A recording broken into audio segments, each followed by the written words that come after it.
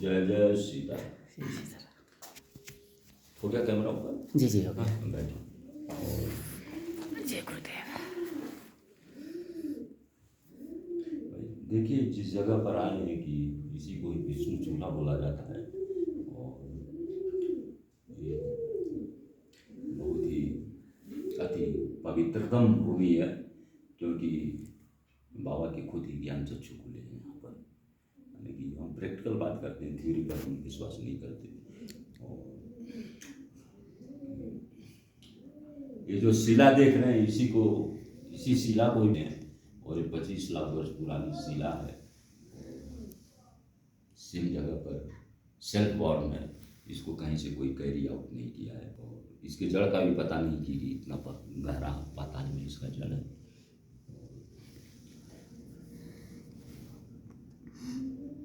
इसके पीछे जो हमारी धार्मिक कथा है कि भाई जालंधर नामक एक दानव पैदा हुआ था, उनकी पत्नी का नाम वृंदा था और कारणवश उनका एक जन्म उनको ध्यान नहीं हुआ, दूसरा जन्म फिर लिए थे वही सुदामा के रूप में। तब भी उनका जब गति नहीं हुई तो क्योंकि वो श्री राधा जी के द्वारा श्रापित थे, फिर तीसरा जन्म लेना पड़ा। और तीसरे जन्म में बड़े कि हुए तो दानव कुल में ही पैदा, लेकिन भाई उच्च कुल था। और ब्रह्मा जी के पुत्र मरीचि मुनि थे, ऋषि थे, उनके पुत्र कश्यप मुनि थे, और कश्यप जी के पुत्र विप्रचिति हुए। कश्यप की 2 पत्नियां हैं, तो भाई दानवी से वो विप्रचिति हुए, और विप्रचिति से दम्भ नामक दानव हुआ। और दम्भ के पास सब कुछ भी था, कोई कमी नहीं थी, और कमी थी तो कोई सत्ता नहीं थी। उस दुख के कारण वो पुष्कर में जाके तपस्या किए, और जब उनका तपस्या पूरा हुआ तो स्वयं ब्रह्मा जी के द्वारा उनको ज्ञात हुआ कि अब अपने घर को वापिस चले जाओ, और ऐसा तुम्हारी तपस्या पूर्ण हो चुकी है। फिर घर को वापस गए। फिर उन्हीं के यहाँ पुत्र हुआ शंखचूड़। और शंखचूड़ भी समय के हिसाब से कि बड़ा हुआ, और वो भी तप करने के लिए पुष्कर में पहुँचा, और उसने भी ब्रह्मा जी का कठोर तप किया। और उसके बाद ब्रह्मा जी से ही ज्ञात हुआ कि तुम बद्रिकाश्रम चले जाओ, बद्रीनाथ में, और एक गंधर्व कन्या तप कर रही है, और उनसे वार्तालाप करके वैवाहिक बंधन में बदलाओ। वो बद्रिकाश्रम में और उस कन्या से इनका वार्तालाप हुआ, जिसका नाम तुलसी ही था। और दोनों लोग सहमत हुए और वैवाहिक विवाह हुआ, और अपने नगर को चले गए। फिर शंखचूड़ ने राज्य संभाला, सिंहासन संभाला, और भाई उसके राज्य में सभी लोग बहुत सुखी थे। दुखी थे तो केवल देवता कि देवता में दुखी होकर ब्रह्मा जी के पास गए और कथा सुनाई। ब्रह्मा जी विष्णु भगवान के पास गए, और विष्णु भगवान ने जब सब इनकी दुख भरी कहानी सुनी तो उन्होंने बोला कि तुम लोग अपने अपने स्थान को चले जाओ, और कुछ समय में सब ठीक हो जाएगा।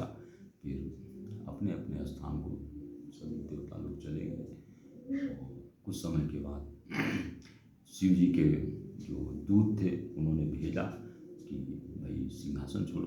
वो तैयार नहीं हुआ। फिर दोनों इंक्लूडिंग द शिव एंड कि शंखचूड़ के बीच में ही युद्ध चला, और कोई हारता नहीं था, कोई जीतता नहीं था। फिर महादेव को जब क्रोध आया तो उन्होंने त्रिशूल उठाया, और फिर जो है कि देववाणी के द्वारा रोक दिया कि इसको मारो मत, क्योंकि मर्यादा का उल्लंघन होगा, और इसकी पत्नी सती है, पतिव्रता है।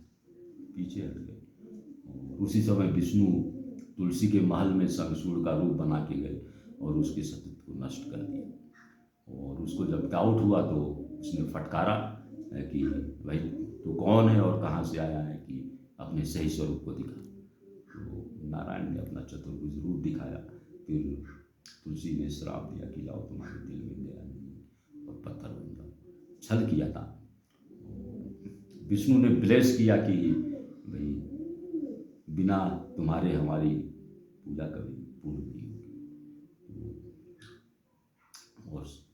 शंखचूड़ की मुक्ति हुई, वो अपने लोक को चले गए और विष्णु भगवान श्रापित हुए और आके उन्होंने तप किया इस कॉर्नर पर विष्णु कुंड के ऊपर।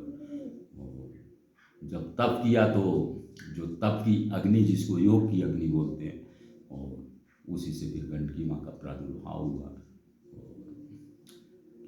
और तुलसी के द्वारा वो श्रापित थे कि पत्थर बन जाओ, तो गंडकी यहाँ पर पुल पार किए हैं, तो यही तुलसी हैं। और समागम इनका शालिग्राम विष्णु के साथ हमेशा यहाँ बना रहता है, प्रतीक है उस समय का। इससे आल्सो स्टोव्स, यानी कि kitchen stove burn also. Vishnu जहाँ रहते हैं तो उनके साथ हमेशा शेषनाग रहते हैं हर स्वरूप में। ये शेषनाग प्राकृतिक रूप में है, किसी ने बनाया नहीं है इसको। भगवान विष्णु का जो पहला अवतार हुआ है in the creation time of the words की, तो सबसे पहले उन्होंने मत्स्य अवतार लिया था और ब्रह्मा जी का सृजन किया विधाता का। तो भाई वो देखो मत्स्य की आकृति है, यानी कि आगे मुख है और पीछे पूंछ है। और जिस जगह पर आए हैं तो भगवान विष्णु की तपस्थली है। और मैं व्यक्तिगत मेरा अनुभव है कि it's not a simple place, यानी कि लोग डरते थे दिन में आने में 9 साल पहले, यानी कि उन्होंने भी अपने गुरु का ही ध्यान किया, सदगुरु का, जिसको महादेव बोलते हैं। और महादेव की जो भूमि, जो विशेष भूमि है, भाई भूमि तो उनकी सब है, जो वो जुमसुम के आगे नीलगिरी पर्वत है।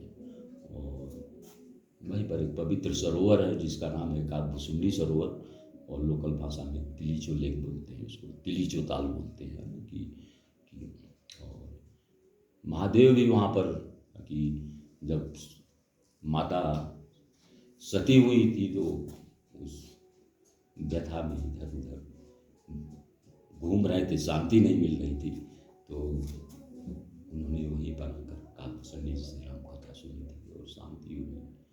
और गरुड़ जी को भी जब भ्रम हुआ, कहीं निवारण नहीं हो रहा था, तो उसी स्थान पर गए और काकभुसुंडी जी का वार्तालाप हुआ दोनों के मध्य, और उनका भ्रम दूर हुआ जो है, यानी कि वही भगवान शिव का एक त्रिशूल प्रिंट है प्राकृतिक रूप में। और वही जब उनकी शक्ति महादेवी जब दानवों का संहार करती हैं, तो उस समय उनके हाथ में कपाल होता है, काली कहलाती है। और क्योंकि वो मारते हैं और शुक्राचार्य जी जिंदा करते हैं, रक्त जब जमीन पर गिरता है, वो पहले उसको कपाल में दी जाती है। चम्मच यहाँ प्राकृतिक रूप में, चम्मच का मतलब सब मंथन से रहते हो, राक्षस मिल के मंथन किए थे। सुमेरु पर्वत दामोदर कुंड को ही बोलते हैं, मथानी बने थे और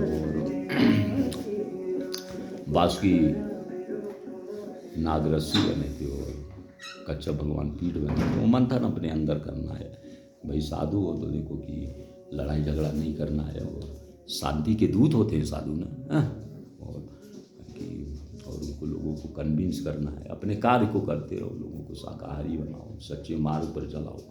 और भाई खुद तो साधु जीवन में तो विष पीना होता है ना, और दूसरे को ज्ञान देना होता है। ये देखो वही चक्र है कि भाई भगवान महादेव के हाथ में है तो महाकाल चक्र है, विष्णु के हाथ में सुदर्शन चक्र है।